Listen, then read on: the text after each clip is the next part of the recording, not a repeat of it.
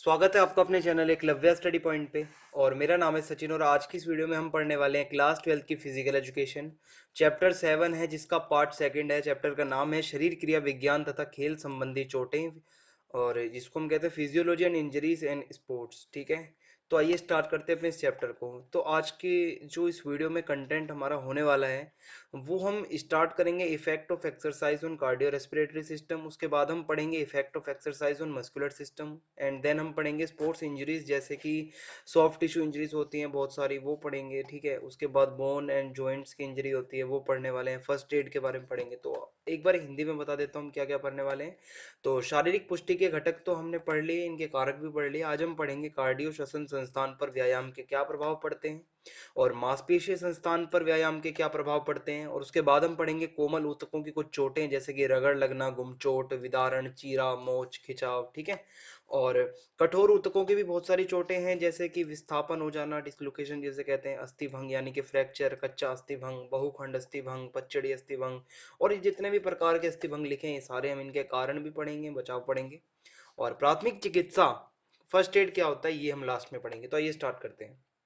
आज का हमारा पहला टॉपिक है कार्डियो श्वसन संस्थान पर व्यायाम के प्रभाव। ठीक है, कार्डियो श्वसन संस्थान पर व्यायाम के क्या प्रभाव पड़ते हैं अगर हम एक्सरसाइज करते हैं। तो पहला प्रभाव ये पड़ता है, व्यायाम की प्रबलता के अनुरूप ही हृदय की गति बढ़ जाती है। देखो, जितनी हम एक्सरसाइज करते हैं, जैसी हम एक्सरसाइज की हमारी प्रबलता होती है, उसी के अनुसार क्या होता है, हमारे दिल की धड़कनें बढ़ने लग जाती हैं। ठीक है, एक तो एक्सरसाइज से ये प्रभाव पड़ता है हमारे हृदय पे। और सेकेंडली क्या होता है कि लंबी अवधि तक व्यायाम करने से सहन शक्ति में वृद्धि होती है, हमारी एंड्योरेंस जो है वो बढ़ जाती है। हमारी सहन करने की क्षमता जो होती है वो बढ़ती है अगर हम लंबी अवधि तक व्यायाम करने की आदत बनाते हैं डेली। और ब्लड प्रेशर हमारा इंक्रीज होता है। अगर किसी को लो बीपी रहता है बहुत ज्यादा, अगर वो डेली व्यायाम करता है तो उसका ब्लड प्रेशर जो होता है वो धीरे धीरे बढ़ने लगता है। और व्यायाम करने से प्राणधार वायु की क्षमता में वृद्धि होती है। ठीक है, जो हमारी अगर हम डेली एक्सरसाइज करते हैं, आपको पता है डेली एक्सरसाइज करेंगे तो हमें ज्यादा से ज्यादा वायु की जरूरत होगी, ज्यादा से ज्यादा हमारी सांसें चलेंगी। इससे क्या होगा, जो हमारी प्राणधर वायु होती है उसकी क्षमता में, उसकी कैपेसिटी में कहीं ना कहीं वृद्धि होती है। और जो हमारी वायु की कैपेसिटी लगभग 3500 होती है, 3500 सीसी से बढ़कर वो हो जाती है 5500 सीसी अगर हम व्यायाम करते हैं डेली। ठीक है, आगे बढ़ते हैं। नेक्स्ट टॉपिक है मांसपेशीय संस्थान पर व्यायाम के प्रभाव बताइए। हमारे मस्कुलर सिस्टम पे क्या प्रभाव पड़ता है हमारी मांसपेशियों पर अगर हम एक्सरसाइज डेली करेंगे तो क्या होगा, ये देखते हैं। तो हमारी मांसपेशियों की आकृति एक तो मजबूत हो जाती है अगर हम डेली एक्सरसाइज करते हैं, तथा हमारी मांसपेशियां सुंदर और सुडौल दिखने लगती हैं, स्ट्रॉन्ग एकदम हम दिखते हैं। और हमारा मोटापा कम हो जाता है अगर हम एक्सरसाइज करते हैं, तो ये बदलाव आता है हमारी जो मांसपेशियों में। और हमारे शरीर का एक्स्ट्रा फैट जितना भी होता है वो खत्म हो जाता है अगर हम डेली एक्सरसाइज करते हैं। और हमारी मांसपेशियों का आकार बड़ा होने लगता है और हमारी मांसपेशियां और ज्यादा मजबूत हो जाती हैं। अगर हम डेली एक्सरसाइज करते हैं तो हमारी मांसपेशियों के साइज में भी वृद्धि होती है, हमारा स्टेमिना कहीं ना कहीं बढ़ जाता है। ठीक है, आगे बढ़ते हैं। नेक्स्ट टॉपिक है हमारा कोमल ऊतकों की चोटें, सॉफ्ट टिश्यू इंजरीज। क्या होती हैं कोमल ऊतकों की चोटें, जैसे कि रगड़ लगना, गुमचोट आना, चीरा लगना, विदारण, मोच या खिंचाव। अब एक एक करके इन सबको पढ़ते हैं। आइए, सबसे पहले है रगड़। रगड़ लगना यानी कि शारीरिक क्रिया करते समय कोई भी आप फिजिकल एक्टिविटी अगर कर रहे हो और आपकी स्किन, आपकी त्वचा किसी खुरदुरी सतह के संपर्क में आ जाए, जैसे रगड़ा लग जाता है ना, रगड़ वगैरह आ जाती है, उसी को हम रगड़ कहते हैं। ठीक है, खेल की भाषा में भी। जिसके कारण क्या होता है, त्वचा का घर्षण हो जाता है कभी कभार सतह से, और उससे क्या होता है, खून भी निकल आता है, जो है थोड़ी आ जाती है। दूसरा है गुमचोट। गुमचोट भी आपने सुना होगा अगर आप खेल खेलते हो, या घर में भी सुना होगा आपने। इसमें क्या होता है, किसी खेल उपकरण से हम अगर टकरा जाएं, ठीक है, टकराने से ज्यादातर गुमचोट आ सकती है। तो ये गुमचोट मुक्केबाजी में एक तो ज्यादा इसके चांस होते हैं लगने के, कुश्ती वगैरह में लगने के ज्यादा चांस, ये मतलब ये लगते रहते हैं कुश्ती वगैरह में। अगला है मोच। मोच भी आपने सुना होगा, बहुत कॉमन वर्ड है। तो मोच क्या है, अस्थि रज्जु में खिंचाव व फट जाने के कारण मोच लगती है। अगर हमारे अस्थि रज्जु में खिंचाव या फट जाए अगर वो, तो उसके कारण हमारे में मोच लग सकती है शरीर में। और अस्थि रज्जु क्या होता है, ये अस्थि रज्जु वे उत्तक होते हैं जो हड्डियों को जोड़ों पर आपस में जोड़े रखते हैं। आपके पैर में आपने देखा होगा, जोड़ जो होते हैं आपके, वहां पे ज्यादातर मोच आ जाती है। तो वो किस कारण आती है, जो अस्थि रज्जु हमारा होता है वो उत्तक जो कि हमारे हड्डियों को जोड़ों पर आपस में जोड़े रखता है, वो अगर खिंच जाए या वो फट जाए तो मोच आती है। अगला टॉपिक है हमारा खिंचाव। खिंचाव क्या होता है, कई बार हमें खिंचाव आ जाता है, ठीक है। कई बार खिंचाव के कारण पूरी मांसपेशियों को नुकसान पहुंच सकता है। कई बार दौड़ लगाते समय, रनिंग करते टाइम भी खिंचाव आ सकता है, ठीक है। और इससे असहनीय दर्द होता है, मतलब बिल्कुल भी सहन नहीं होता, इतना ज्यादा दर्द होता है खिंचाव में। अगला है चीरा। चीरा भी आपने सुना होगा, तीखे या कटाव वाली चोटें, ठीक है। कटाव, चाकू के कारण चीरा लग जाता है, शीशे से चीरा लग सकता है टूटे हुए, ठीक है। तो यही हमारा चीरा कहलाता है। विदारण क्या होता है, इसमें त्वचा के ऊपर खुले घाव, ठीक है, त्वचा के ऊपर खुले घाव अथवा मांस के फट जाने या किसी तेज धार वस्तु के टकराने या किसी सतह से टकराने के कारण होती है। विदारण किस कारण होता है, देखो, त्वचा के ऊपर खुले घाव या फिर मांस के फट जाने या फिर किसी तेज धार वस्तु के टकराने या किसी सतह से टकराने के कारण हमें विदारण हो सकता है। अगला टॉपिक है कठोर ऊतक चोटें। कोमल ऊतक हमने देख लिया। अगर हम बात करें कठोर ऊतक चोटें, तो इसमें क्या क्या आता है आइए देखते हैं। पहला आता है विस्थापन, डिसलोकेशन, अस्थिभंग यानी कि फ्रैक्चर।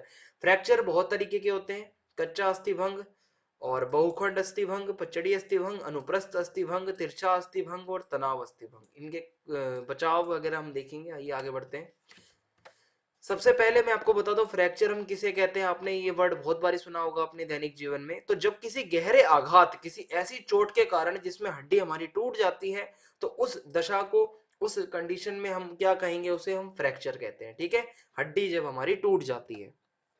अब देखते हैं फ्रैक्चर कितने टाइप के होते हैं, या इससे पहले आप इनके कारण देखिए। पहले फ्रैक्चर कैसे होता है, तो खेलों में खिलाड़ियों में आपस में जोरदार टक्कर हो जाना, इससे फ्रैक्चर हो सकता है। खिलाड़ी का किसी भारी उपकरण या सुविधा से टकराना, कोई भारी उपकरण है, खिलाड़ी अगर उससे टकरा जाए तो अगर फ्रैक्चर हो सकता है।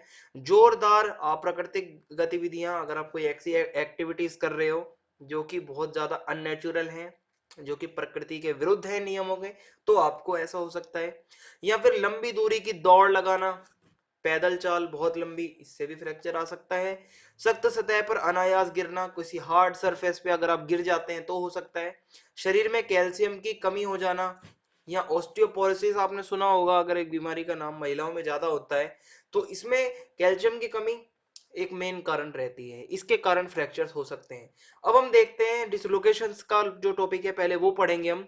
तो इसमें हम देखते हैं लोअर जॉ जो हमारा होता है, निचला जबड़ा जो होता है, जॉ बोन, ठीक है, नीचे की, उसकी डिसलोकेशन कैसे होता है। ये तब होता है जब ठोड़ी हमारी जो होती है, जो हमारी जॉ होती है, किसी वस्तु से टकरा जाए, ठीक है। आप फोटो में देखिए, नॉर्मल जो जॉ बोन होती है वो इस तरीके से है, और ये है डिसलोकेटेड वाली। तो आपको दोनों में थोड़ा अंतर दिखेगा, इसमें विस्थापित हुई पड़ी है ये, और ये किसी ना किसी वस्तु से टकराने से हो सकता है। दूसरा है कंधे के जोड़ का विस्थापन, जो हमारे शोल्डर का डिसलोकेशन हो जाता है। इसमें अचानक झटका लग जाना या किसी कठोर सतह पर अगर हम गिर जाते हैं शोल्डर के बल, तो हमारा डिसलोकेशन हो सकता है, हड्डी उतर जाती है, जिसे हम नॉर्मल भाषा में ये भी कहते हैं। तो नॉर्मल जो हमारी एनाटॉमी होती है उसमें हड्डी ऐसी रहती है शोल्डर की, जबकि डिसलोकेट होने के बाद ये बाहर निकल जाता है। आगे बढ़ते हैं। तो हमारा फ्रैक्चर जो था टॉपिक, उसमें अब हम देखते हैं कि फ्रैक्चर कितने टाइप के होते हैं। तो सबसे पहले कच्चा अस्थिभंग।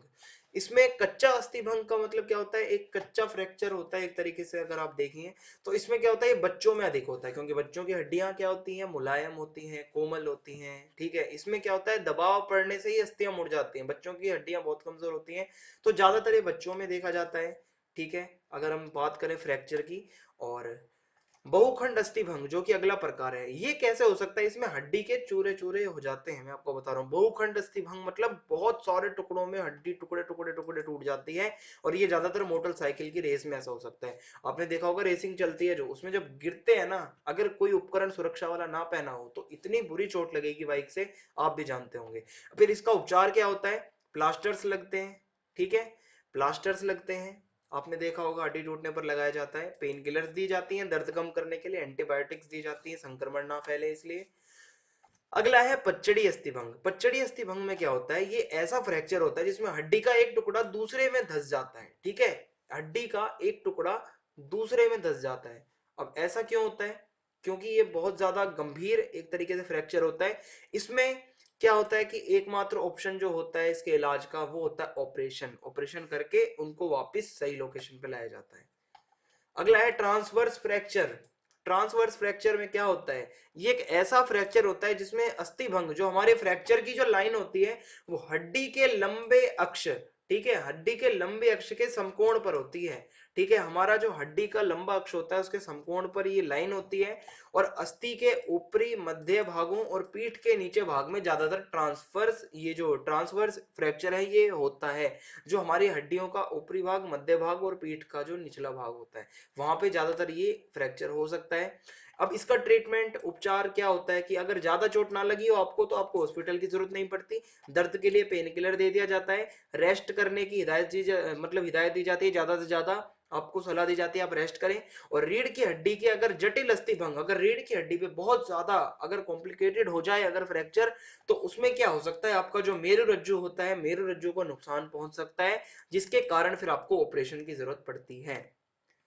अगला है हमारा ऑब्लिक फ्रैक्चर। ऑब्लिक फ्रैक्चर, इसमें क्या होता है, ये एक ऐसा फ्रैक्चर है जिसमें अस्थि भंग की जो लाइन होती है, फ्रैक्चर की जो लाइन होती है वो हड्डी के लंबे अक्ष को तिरछा करती है। ठीक है, और इसके पहले वाला जो हमने पढ़ा था इसमें लिखा था कि ये क्या करती है, हड्डी के लंबे अक्ष के समकोण पर होती है, और ये क्या होती है कि ये रेखा जो फ्रैक्चर की हड्डी के लंबे अक्ष को तिरछा कर देती है, एक तरीके से तिरछे तरीके से फ्रैक्चर आ जाता है। और इसमें ट्रीटमेंट क्या दिया जाता है कि जितना नुकसान हो उस हिसाब से देखा जाता है कि क्या ट्रीटमेंट देना है। अगर नुकसान कम होता है हड्डी को तो आपको प्लास्टर से काम चल जाएगा आपका, ज्यादा नुकसान हुआ है तो सर्जरी उसके लिए जरूरी होती है। अगला है हमारा दबाव अस्थिभंग, स्ट्रेस अस्थिभंग, स्ट्रेस फ्रैक्चर भी इसे कहा जाता है।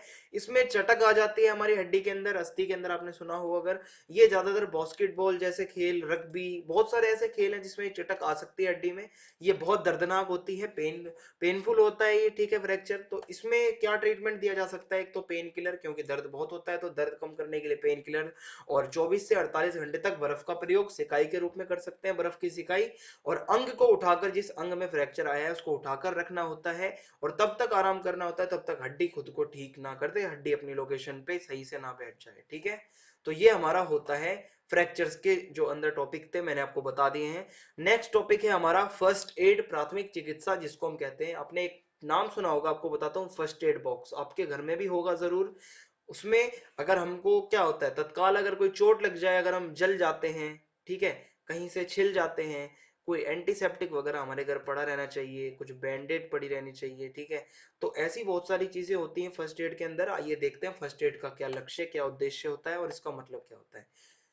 तो फर्स्ट एड का मतलब होता है किसी भी दुर्घटना में, कोई भी ऐसा एक्सीडेंट हुआ है जिसमें मरीज को डॉक्टर के पास ले जाने से पहले सबसे पहले उसकी देखभाल करना, ताकि उसकी जान बचाई जा सके।